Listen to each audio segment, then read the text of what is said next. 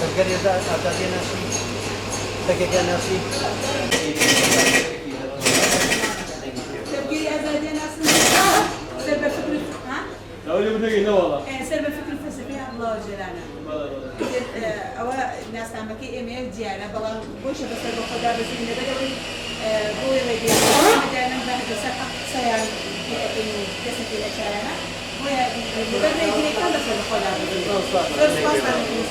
أول بروجكت أحيانا زریبش نسبه من کنه نسبه یا کاربا کیلو باشه تام دکانه منو 4 دلار معقوله من ما 7000 کاربا ولا زيادة شيء يا اخي بو أي مولد من حسابنا هولاتي يعني أي مولد حسابنا من هولاتي وك هولاتي باش اجابونهم هي هولاتي قبولهم كان